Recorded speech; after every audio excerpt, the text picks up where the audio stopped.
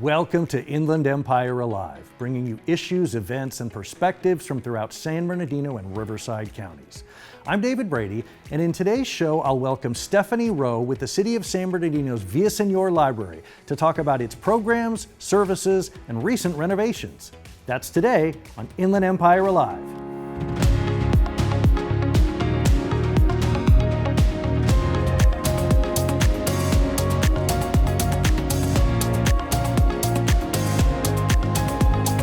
Well, joining me now to talk about all the wonderful programs and activities at the Villaseñor Branch Library in the City of San Bernardino is Stephanie Rowe. Welcome to the program. Thanks for having me. I'm excited to be here. It's my pleasure. So this library has been at its location for more than 40 years. It is an institution in the community, but recently reopened earlier this year after being closed for an entire year. Talk to me about what took place, and if people are coming back after not having been for a while, what can they expect to see? So yeah, like you said, we were closed for pretty much a whole year, and a lot of the renovations, our front lobby got renovated, so brand new tile. Our bathrooms seriously got a good upgrade. And then I think one of the things I know I was excited for was our community room. That got a nice remodel there, and that's where we hold a lot of our programming. And this holds, I understand, a capacity of like 75, and these are available, like you say, for events to be held there. Yeah, for pretty much programming, events, meetings. People can reserve that room for special meetings and stuff like that. I know that librarians are a special breed. Tell me a little bit about the role a library plays in its community. What does that mean to you? What that means to me, it's just, again, it's free access to knowledge. It's something that, no matter what community you're in, it's something everyone needs. It's free access to books, free access to computers. It's a place where, you never stop learning. And that's, doesn't matter what age you are, you can be at, from age 5 to age 60. It's a place where you can go to just keep on learning. Things are, in this society that we live in, we're so technologically advanced. So it's almost like, hey, I could go to my local library and see what I can learn about, what can I learn from like AI, or what can I learn about, just what's going on in society. So it keeps people up to date. And it's a free place for people to go. Tell me a little bit about the role of the librarian, because as much as a library is a warehouse for all this knowledge, it doesn't work without the people that fulfill the request, that steer you, that help you make these discoveries, that open your world to books and worlds that you wouldn't have even known about. Yeah, they always say that librarians are the original Google search engines, and even with Google, you still need that human connection as a community. So, even as librarians, a lot of us are very enthusiastic and we love what we do. We love being able to offer things like weekly story time for kids and, being able to just have that connection of people who are like, oh, I don't know how to do a job resume and stuff like that. How can, what kind of programs can I use? And you still need that librarian that kind of just guides you into, fulfilling like your next career path and stuff like that. So a lot of just human connection, you still need that nowadays. So in your role at the Villaseñor branch, what are some of the things that you take the most joy from? What are some of the aspects of your job that you find the most satisfying? The most satisfying is pretty much just running programs for me. I'm very proud of the Dungeons and Dragons club that we have at the library, because it's one of my favorite things to do as a person. And it's just, I brought my hobby and my love for that, and I brought it to the library, and I found out that, hey, there's a community of people who were like, I've always wanted to play that kind of game, and they finally are kind of coming into the library and being like, oh, this is a nice, safe space where I can kind of be myself and socialize with other like-minded people. So I'm very proud of that, and I'm very proud of my weekly story times, because I do I'm a very theatrical person, so I do silly voices, I have sound effects when I read stories to the kids, and they seem to love it so much. So that brings me so much satisfaction. Is that something that people lose sight of, that you can't have these experiences at home isolated, that it is a gathering place to bring people together to experience these things, that it's not something you can have on a tablet, on a screen?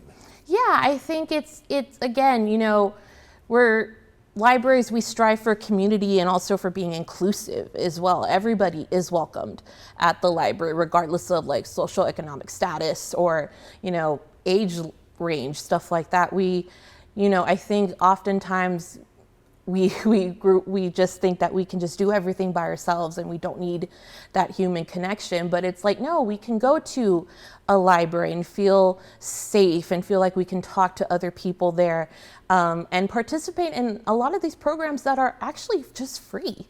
I think a lot of people lose sight of that, thinking that they have to pay every time they do, like when we do special events at the library, where they're like, oh, do I have to pay for that? And like, no, it's completely free. You don't have to do anything. You just have to bring yourself and, bring an open mind to it.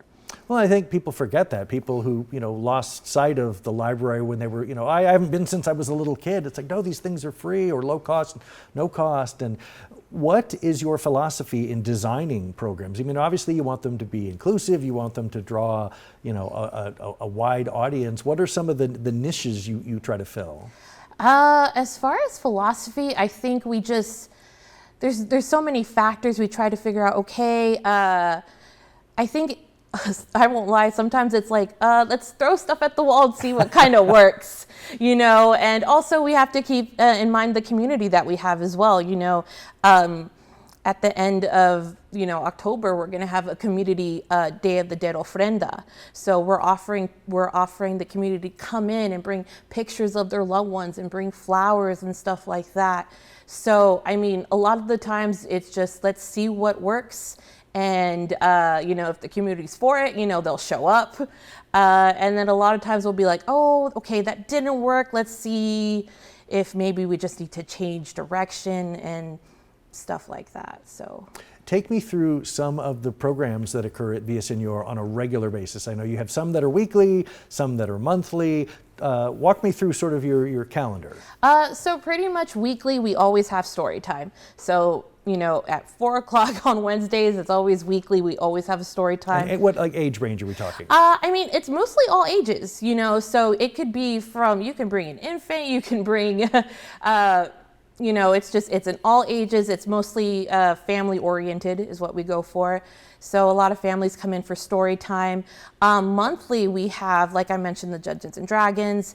We also have bring your own board game. So, if there's people who have board games at home and they're like, I don't have people to play with, we invite them to come to the library, because there's, you don't know, there's a lot of gaming enthusiasts in the area. So games are easy to learn. Exactly. So it could be games from Sorry, or it could be like a card game like Uno No Mercy, stuff like that. We invite people to do that. And then we also have chess club, which is all ages, so we have like the youngest that comes in is like 7 years old to the oldest that comes in that's like in their 50s.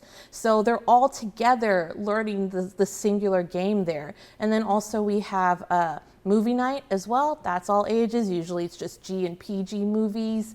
And then we also have Loteria, because our community is mostly Hispanic based. So we have pretty much the Hispanic version of bingo that we offer the community, and they get prizes for when they win a round. So that's usually what our calendar looks like, along with special events that we do just specific for that month. We'll be back with Stephanie Rowe from the Villaseñor Branch Library in the city of San Bernardino right after these messages.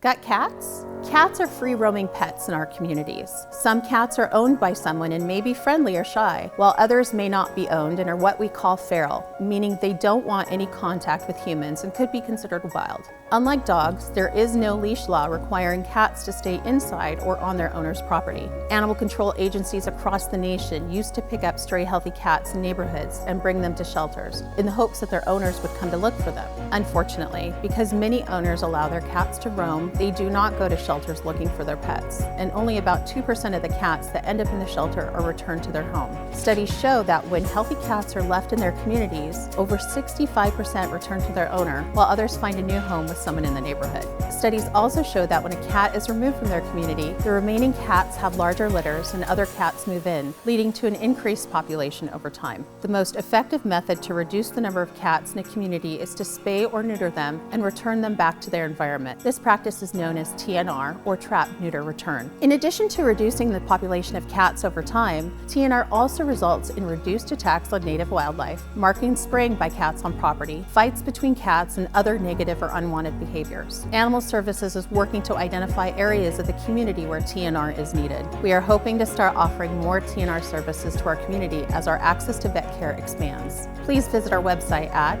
www.sbcitypets.org to see what you can do to help with community cats and find tips and resources to keep unwanted cats and wildlife out of your yard.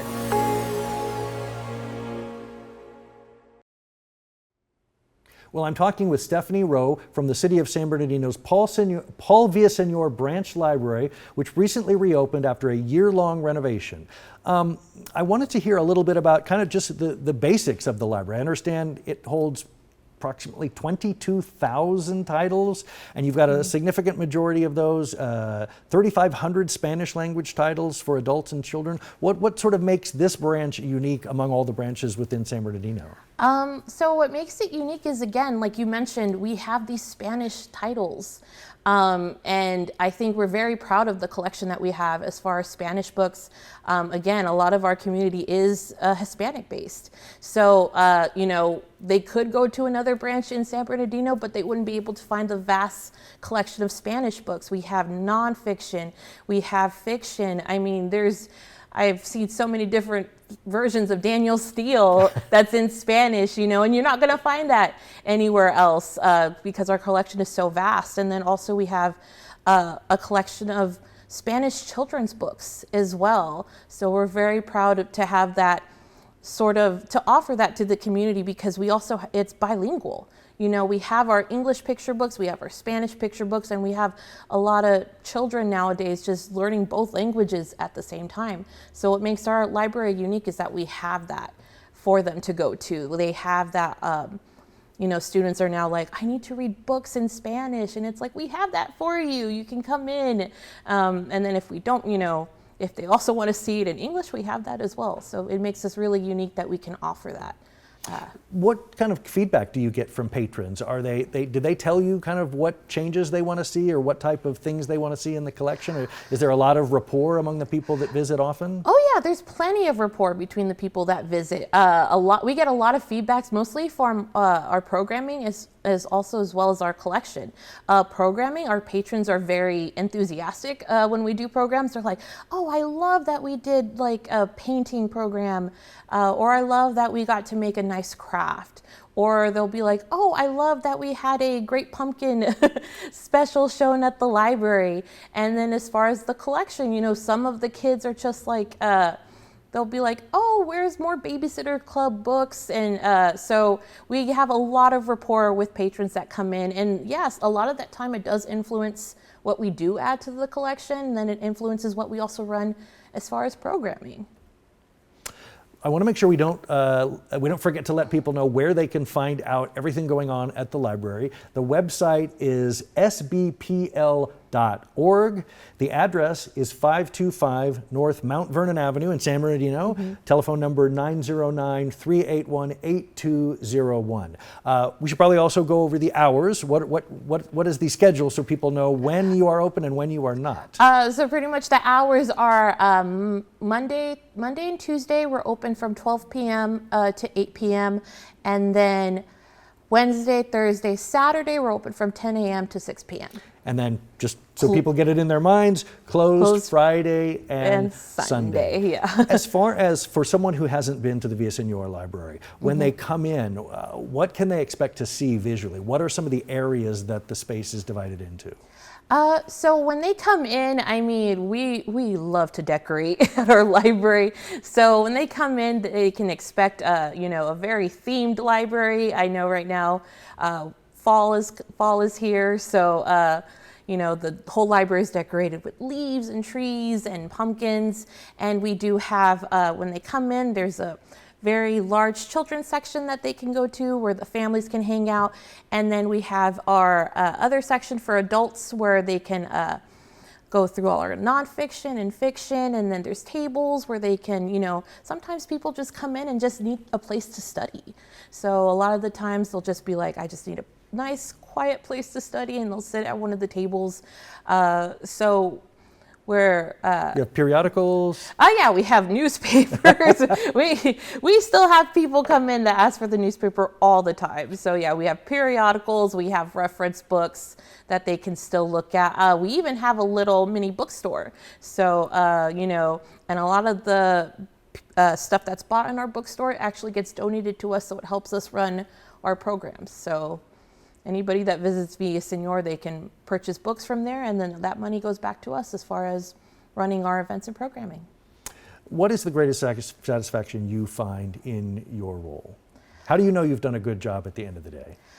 I think I know I've done a good job at the end of the day when I don't know, there's just a sense of like joy and contentment I get when I see other people.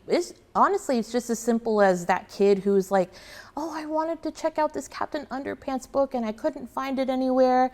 And then it's like, oh, but we have a copy. So just sort of seeing that joy on like kid, adult, doesn't matter. Just seeing that joy on their face because you helped them find something, or because you were able to run a program where they were like, I would have never left my house if this program wasn't available to me. It's just, that brings me the greatest joy, just as what I do. Are people surprised to find out the diversity of things they can do at a library? Again, do people just think, oh, it's books. You walk in, you get a book, you walk out. That there are reasons to stay, as you say, and you used a very important term, safe space.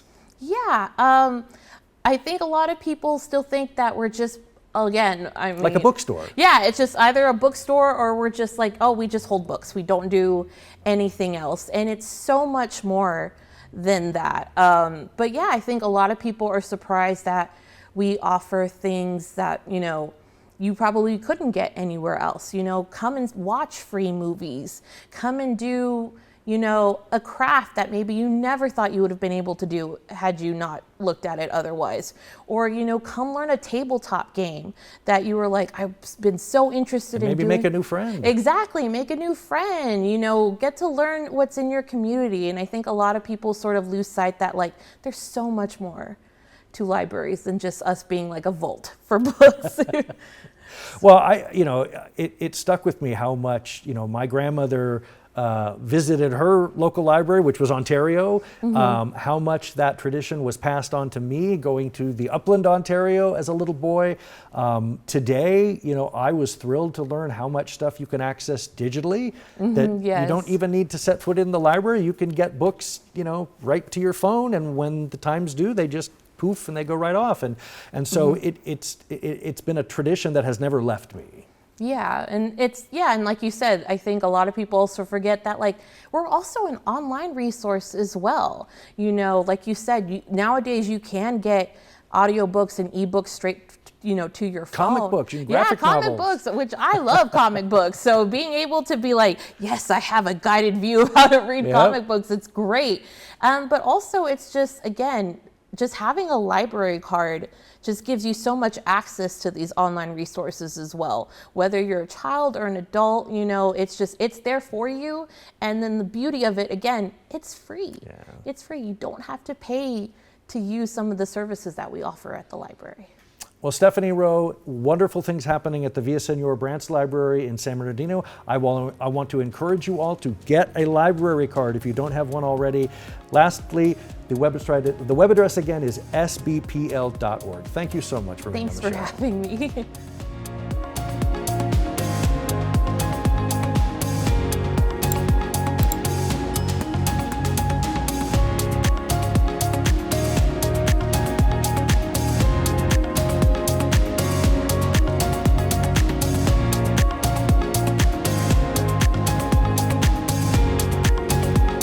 Visit iealive.com.